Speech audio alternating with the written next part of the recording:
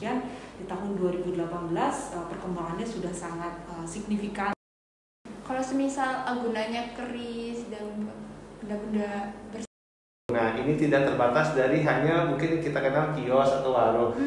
gitu. Usaha petani pun kita terima.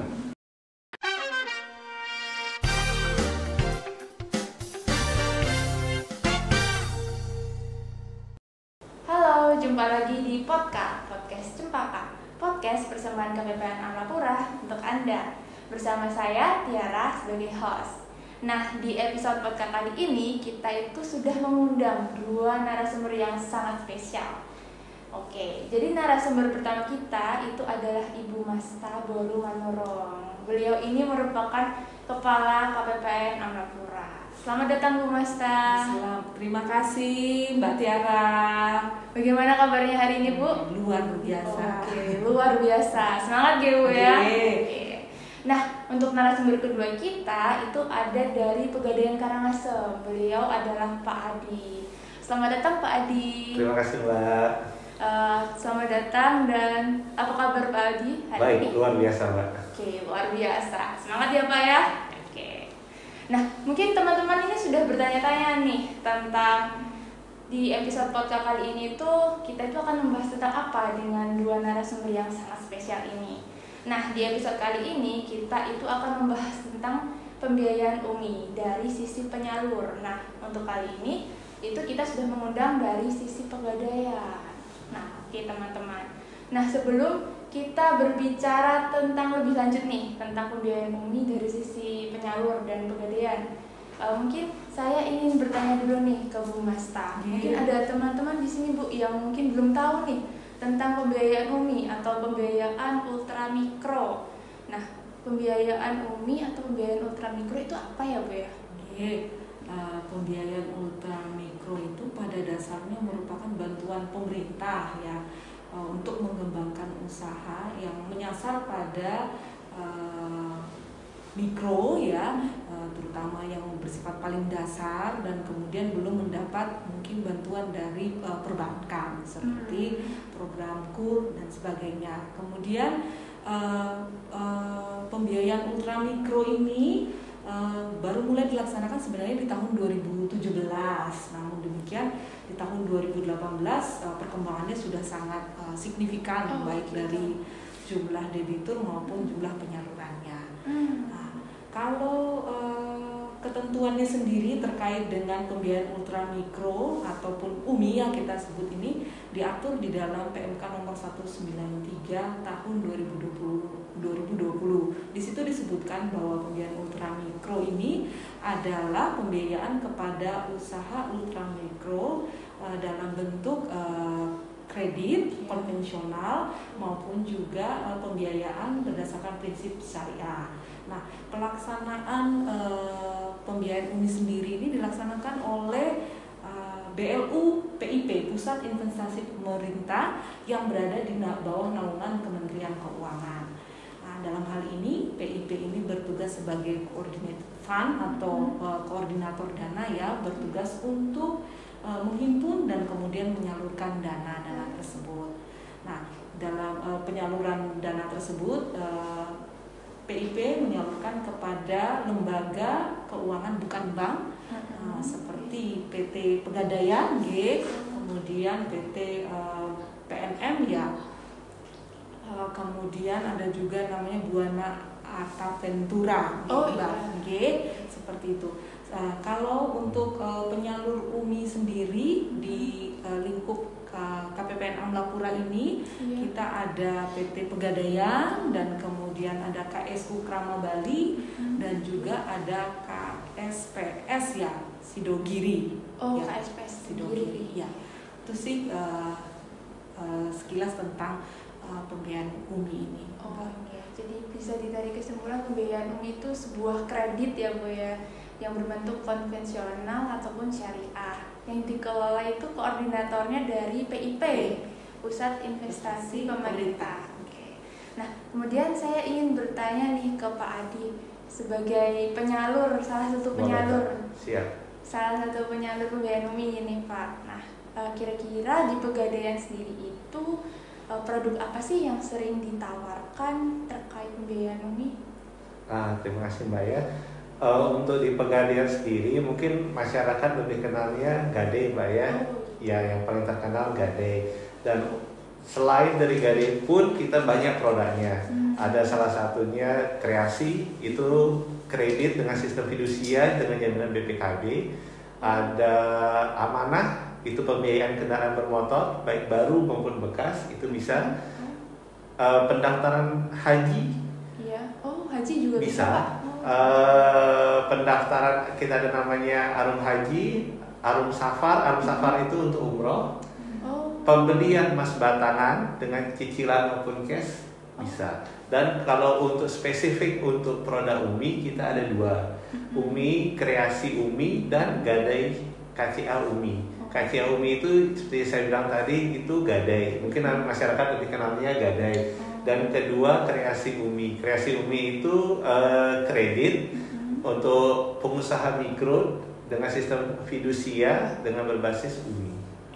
Oke, fidusia itu agunan ya Pak ya? Agunannya kita ikat secara fidusia yang artinya kepemilikannya kita ikat menjadi milik Pegadaian. Oh gitu. Ya. Oke. Nah, saya penasaran nih Pak. Dan tadi ada dua produk ya Pak ya? Betul. Gadai dan Kreasi UMI. Ya. Nah itu tuh kira-kira agunan bunganya itu berapa ya Pak? Tergantung produknya Mbak. Kalau yang KCA UMI itu karena dia Gadai, perhitung bunganya itu per 15 hari. Per 15 hari itu 1,2%. Sedangkan untuk Kreasi UMI itu sistem angsuran, bunganya flat 1,25%. Dan khusus untuk produk UMI ini ada diskon bunga. Diskon bunga dilakukan setelah pelunasan gitu. Gitu. Oke. Tadi kan kita sudah berbicara tentang Kreasi UMI dan Gadai UMI ya Pak ya, dan tenornya dan bunganya juga nih. Kira-kira saya penasaran nih Pak, kira-kira kredit Kreasi UMI itu sampai dengan saat ini tuh berapa ya dana yang dikelola? Kalau untuk di Pegadaian Karangasem sendiri Mbak, khusus untuk Kreasi UMI sampai dengan hari ini dana yang kita kelola itu kurang lebih 750 juta. Oh, 750 juta. Betul. Sampai dengan tahun ini ya Pak ya? Betul. Dari awal sampai tahun ini? Iya, betul. Wow, banyak ya. Oke.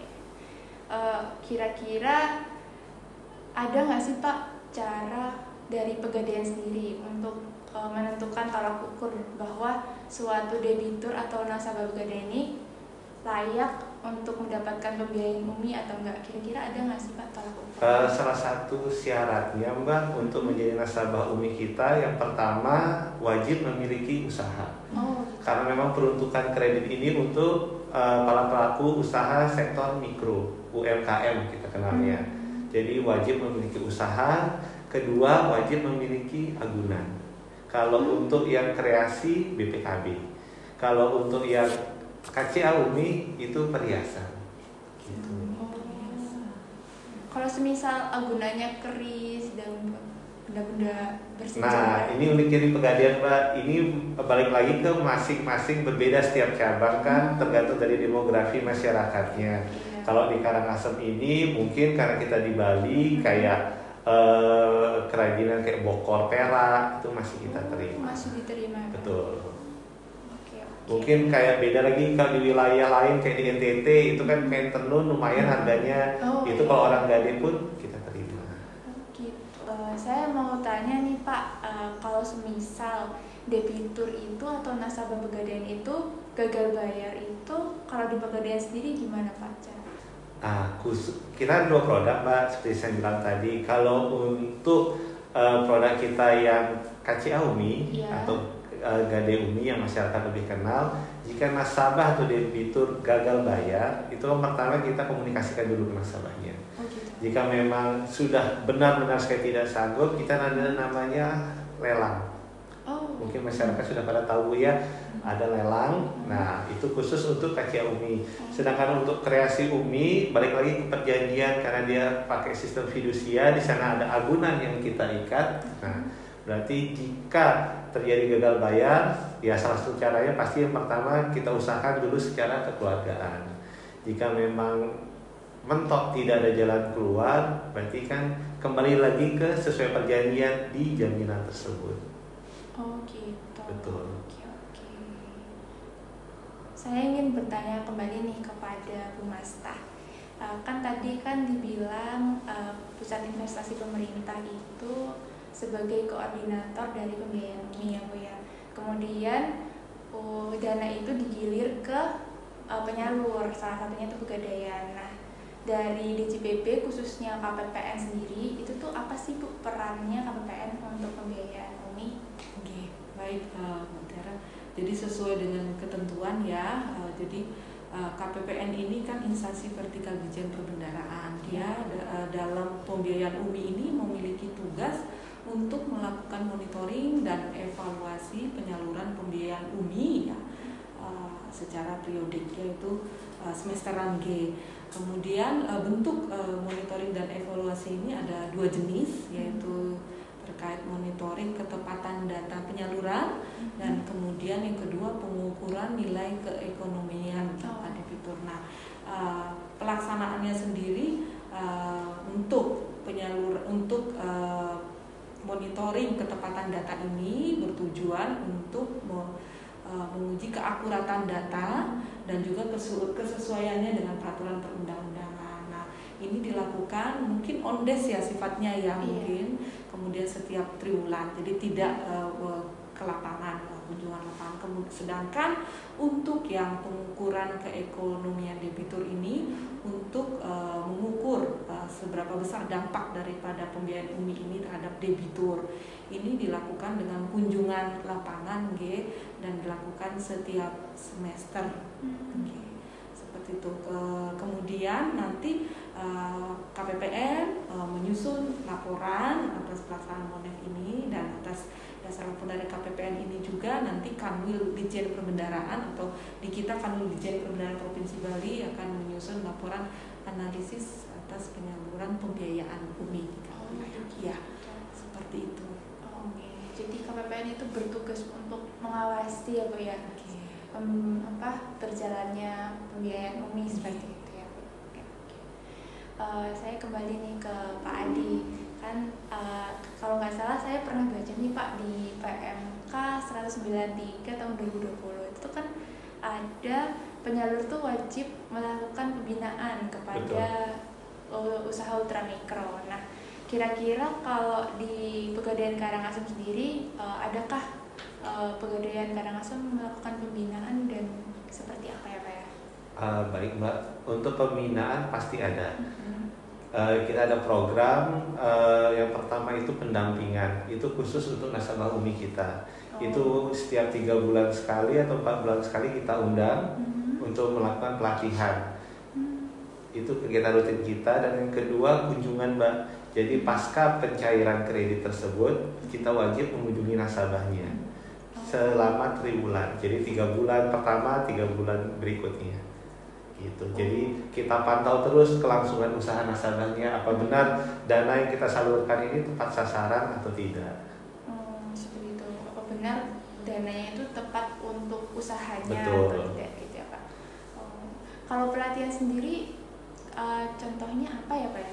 Pelatihan sendiri kita selama ini sudah jalan dari tahun lalu Mbak, seperti pendampingan. Jadi kita undang khusus nasabah UMI kita undang dan kita datangkan pelatihan, misal pelatihan tentang modul apa, cara membuat laporan keuangan, cara trik-trik bisnis di era zaman sekarang, atau pemasaran produk seperti itu. Ya, jadi bisa jadi tambahan pengetahuan bagi nasabah UMI kita. Gitu. Jadi Pegadaian mendatangi langsung ya Pak ke debiturnya gitu? Itu salah satunya. Yang berikutnya kita datangkan, kita undang nasabahnya. Gitu. Betul. Ya. Jadi yang pelatihan diundang. Betul. Terus lalu melakukan kunjungan. Betul. Oke. Nah, sebelum masuk ke penghujung podcast nih, saya ingin bertanya nih kepada Bu Mas terlebih dahulu. Apakah kira-kira ada harapan untuk pembiayaan ultramikro yang dikelola ini Oke, kami dari Kementerian Keuangan ya, khususnya Ditjen Perbendaharaan sih berharap bahwa pembiayaan UMI ini benar-benar dapat dimanfaatkan seluas-luasnya oleh para pelaku usaha ultra mikro ya, baik mulai dari startupnya sampai untuk mengembangkannya, sehingga nanti usaha-usaha kecil atau mikro ini dapat naik kelas ya, disebutnya ya, naik kelas, mengembangkan usahanya jadi baik di lingkup skala nasional maupun internasional, sehingga nanti pembiayaan UMI ini memiliki peran yang sangat besar dalam menggerakkan ekonomi di daerah. Itu sih harapan dari kami ya, dari kita ya, seperti itu Mbak. Oke, baik, harapannya untuk bisa naik kelas ya Bu ya, untuk bisa pembiayaan UMI itu bisa membuat usaha ultra mikro itu bisa menjadi lebih baik lagi, menjadi lebih maju lagi gitu. Oke. Kalau dari Pak Adi sendiri nih, kira-kira ada Pak masukan atau saran gitu terkait pelaksanaan pembiayaan UMI yang sekarang? Baik, kalau kita dari Pegadaian sini Mbak, yang pertama ucapkan terima kasih dulu ya. Karena dengan adanya skema UMI ini sangat membantu sekali bagi nasabah kita dengan mendapat fasilitas kredit dengan bunga yang relatif terjangkau. Kalau untuk masukan, kita ini selama ini terkendala di produk UMI itu pengecekan di SIKP Ibu. Ya, kadang ada nasabah yang sudah lunas kreditnya di tempat lain, pada saat mengajukan kredit UMI di tempat kita itu terkendala karena data di SIKP-nya belum terhapus. Mungkin untuk kedepannya proses penghapusannya itu agar bisa real time. Kalaupun tidak bisa real time, lebih cepat daripada yang sebelumnya, sehingga nasabah itu kepastian kreditnya lebih cepat diperoleh. Itu saja sih dari saya. Oke, baik Pak Adi, terima kasih saran dan masukannya. Mungkin bisa nanti kami sampaikan ke Pusat. Terima kasih Bu Master. Sama-sama. Terima kasih banyak karena sudah menyempatkan waktunya untuk dapat bisa Ya, sama-sama Ibu. Ya, terima kasih banyak. Nah, bagi kalian nih teman-teman yang lagi berwirausaha atau lagi merintis usaha tapi bingung modalnya dari mana, atau mungkin kalian kekurangan modal. Nah, pembiayaan UMI itu bisa jadi solusinya. Nah, pembiayaan UMI bisa kalian dapetin di penyalur-penyalur pembiayaan UMI. Penyalur-penyalurnya itu bisa di Pegadaian, bisa di PNM, atau mungkin bisa di koperasi-koperasi terdekat yang menyediakan pembiayaan UMI. Oke.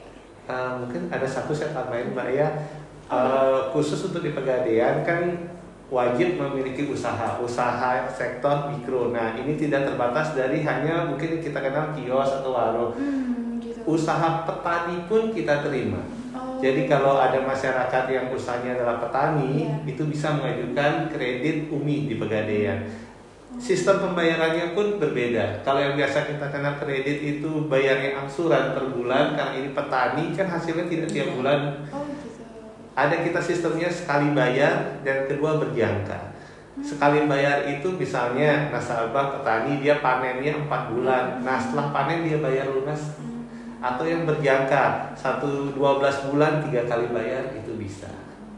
Jadi tidak terbatas hanya usaha ya, betul. Gitu. Jadi termasuk yang ini Pak, yang tadi online itu. Betul, online tuh bisa. Jadi kan kita mungkin mengenalnya punya usaha berarti harus punya warung atau kios atau toko segala macam. Padahal tidak, nasabah atau masyarakat yang ingin memulai usahanya kayak memiliki usaha online, jualan makanan atau pakaian secara online itu bisa mengajukan. Oh, asal ada usaha. Betul, asal ada barang yang dijualkan. Gitu. Kalau dropship bisa ya Pak? Betul. Dropship. Oke, sekian podcast kali ini. Kurang lebihnya mohon maaf. Jangan lupa like, comment, and subscribe. Dan juga jangan lupa share ya teman-teman ya. Oke, sekian. Dadah. Selamat berwirausaha teman-teman.